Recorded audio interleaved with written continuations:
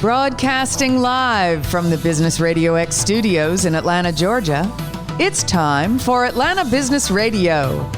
Brought to you by OnPay. Built in Atlanta, OnPay is the top-rated payroll and HR software anywhere. Get 1 month free at onpay.com. Now, here's your host. Lee Cantor here, another episode of Atlanta Business Radio. And again, we are proud to be delivering original interviews with Atlanta business leaders every day. And this work would not be possible without the support of our sponsor, OnPay. So please support them so we can continue to share these important stories.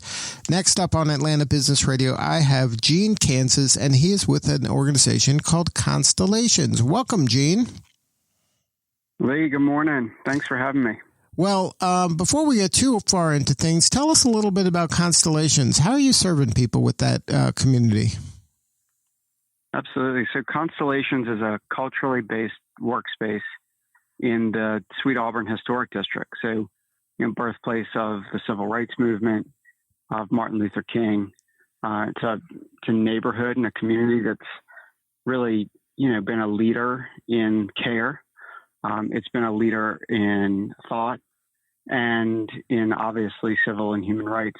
Constellations is a place that is in a 1910 building. It was designed by Neil Reed, who was a famous Atlanta architect.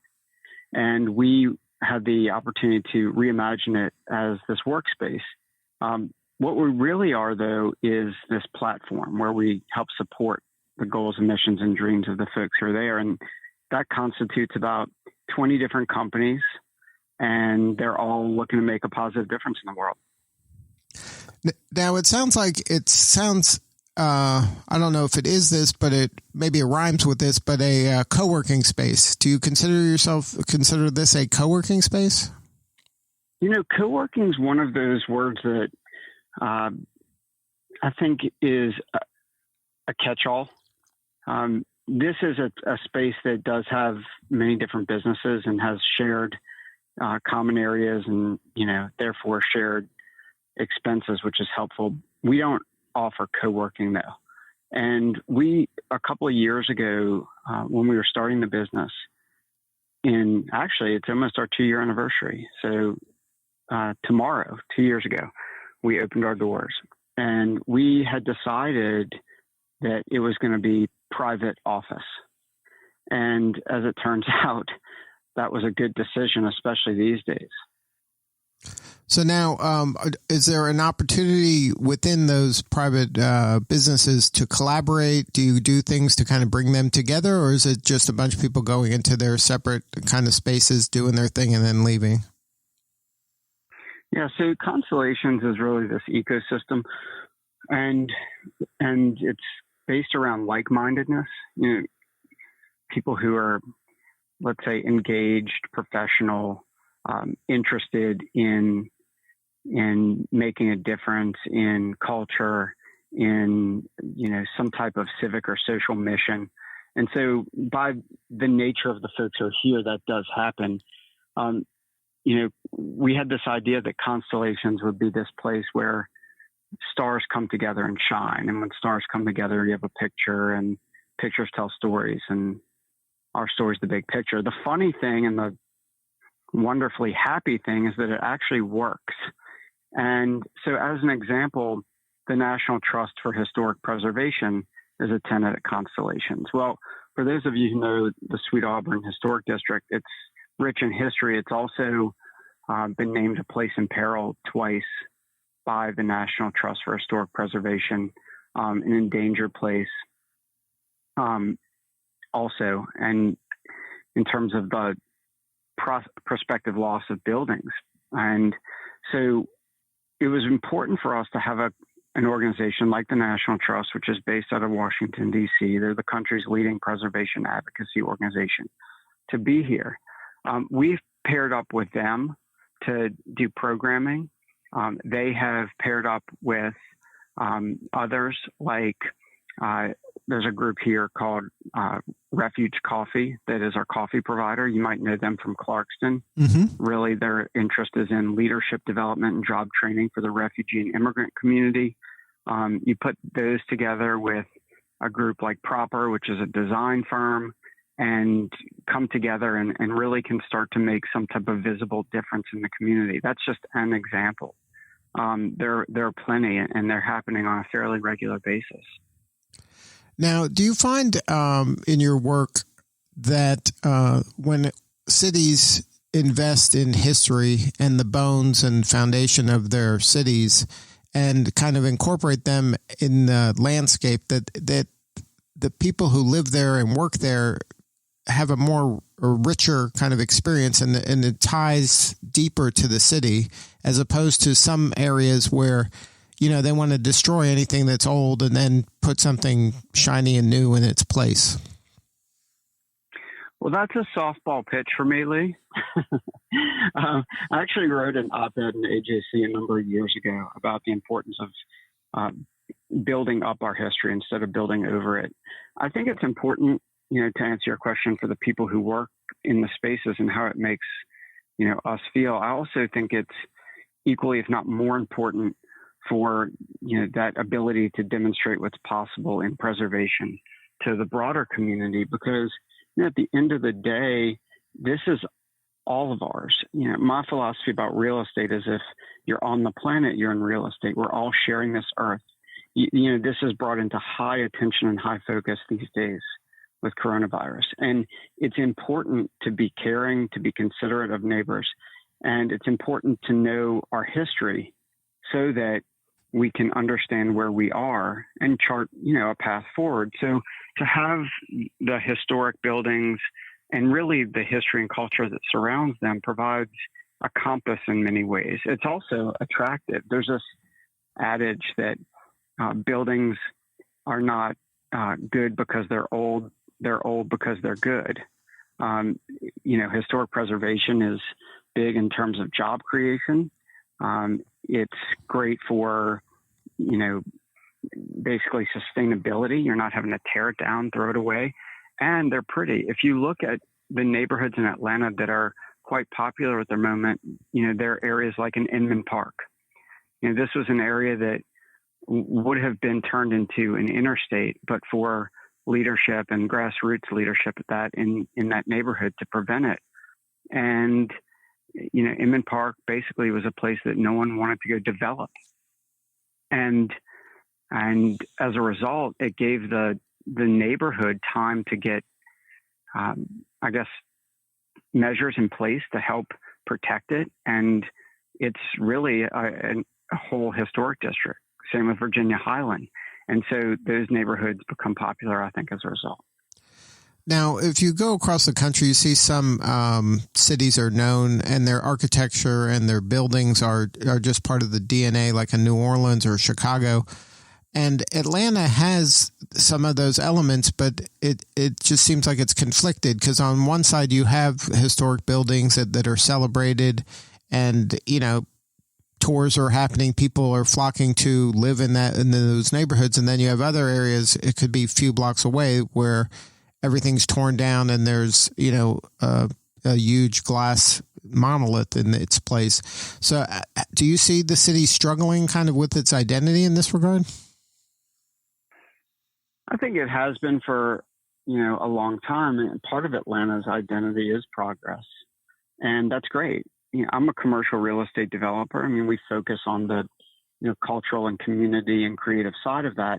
I am pro-development, though. And I think when it's done in a responsible fashion, with consideration, with true, intent of design and design review, it can be done well. I mean, you can look at 725 Ponce on the Beltline, a new city project by Jim Irwin. I think that would be a great example of new development fitting in well on the Beltline across from Ponce City Market.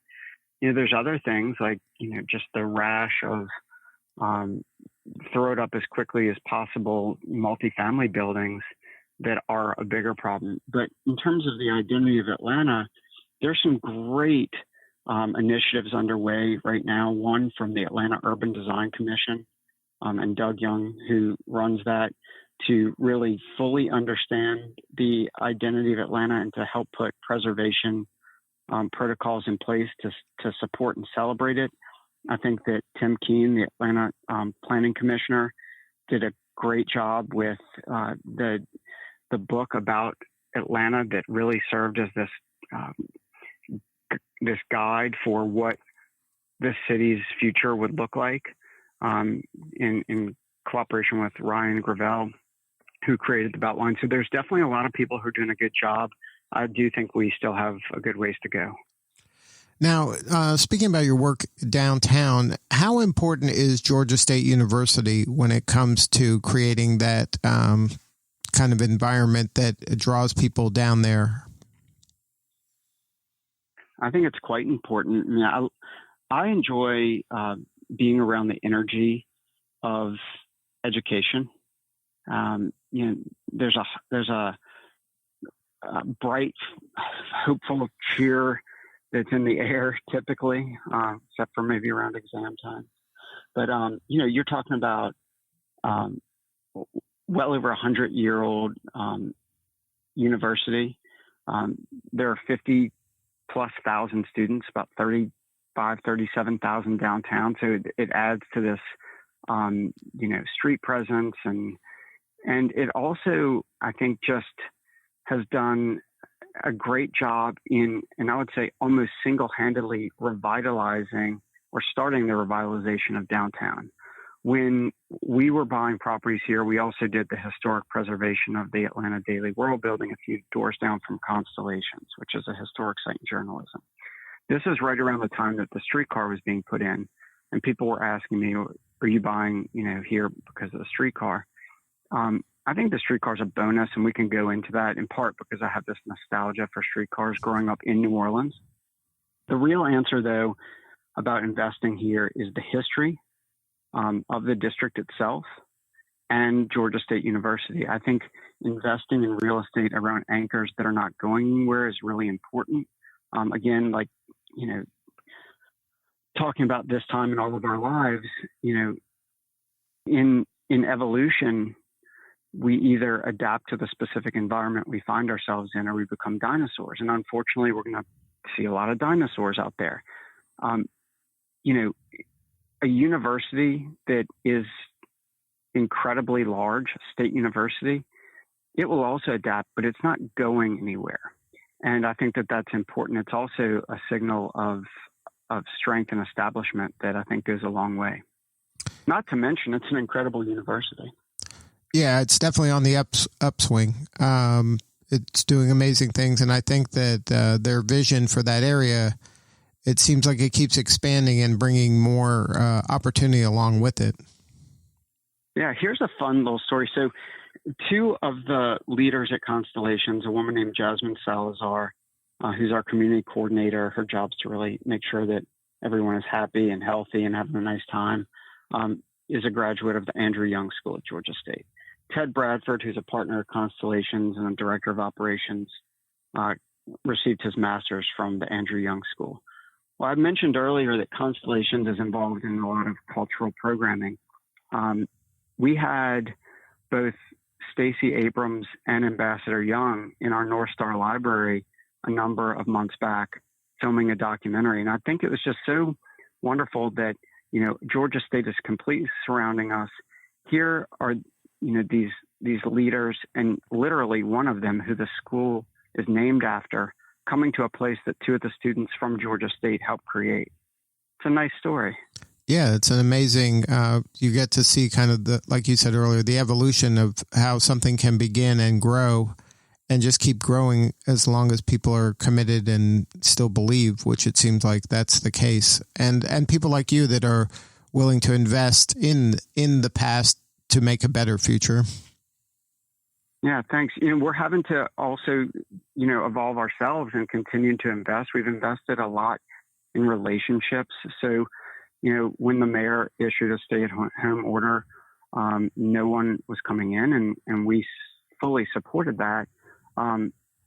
we continue to have Refuge Coffee, who I mentioned earlier, continue in terms of like having daily coffee just when no one was coming in, but we paid for it anyway for this entire month of April, because it's important to support those. It seems, obvious, like take care of those who take care of you. You have to do it. We've kept our janitorial company coming, even though there's been like 2 people at Constellations for the month of April. And when everyone comes back, they're going to find this place that's continued to be cared for in those ways. We've also hired a healthy design consultant who happens to be at Constellations, named Matt Finn, with cognitive design. And we've really imparted a lot of the insights and recommendations that he's given about what does a healthy workspace mean. So things like sensorless or sensor faucets and touchless soap dispensers and more plants and improved purification systems and walking paths. And, I think we all have to continue to invest and evolve. Otherwise, we too will become a dinosaur. And I'm not interested in becoming a dinosaur. It's a creative challenge. It's a hard time for so many, but also this can be a great time with a lot of silver linings. And one of those for me personally and us is, how do we, really think through, get engaged, be creative, and try to demonstrate how much we care and to demonstrate what's possible. Right. And to keep serving. And that's an important. Now for you, what are some things we can do to help you? What can we do to help you grow, and what do you need? Well, thank you. It's a very kind question and gesture. Maybe what we can do is have you come over to Constellations when the sky's clear, so to speak, and do a couple of broadcasts from our studio. We primarily have a studio for the purposes of original content creation and oral history. I think what you do is a wonderful addition to our city, and frankly, a wonderful service. Letting people share their story, letting us as listeners enjoy those stories. So maybe it can be, kind of a nice little visit together would mean a lot to us.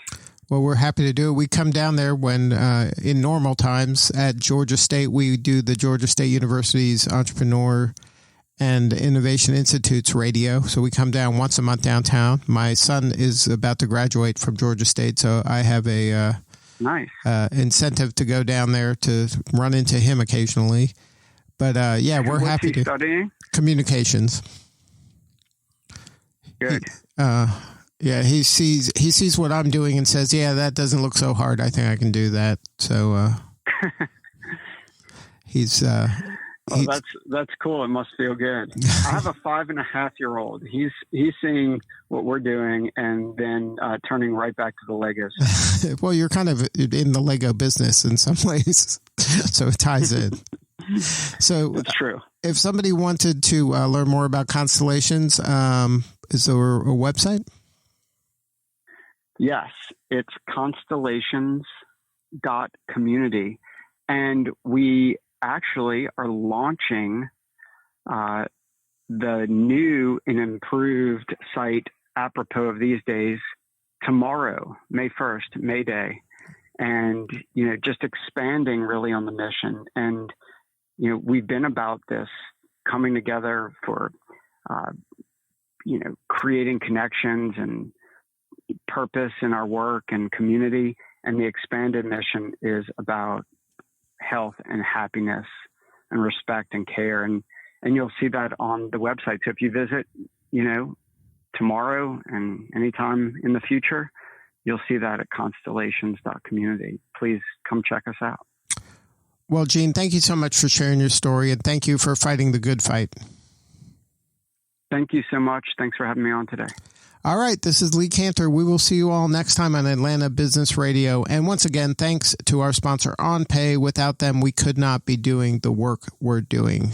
See you all next time. Today's episode of Atlanta Business Radio is brought to you by OnPay. Built in Atlanta, OnPay is the top-rated payroll and HR software anywhere. Get 1 month free at onpay.com.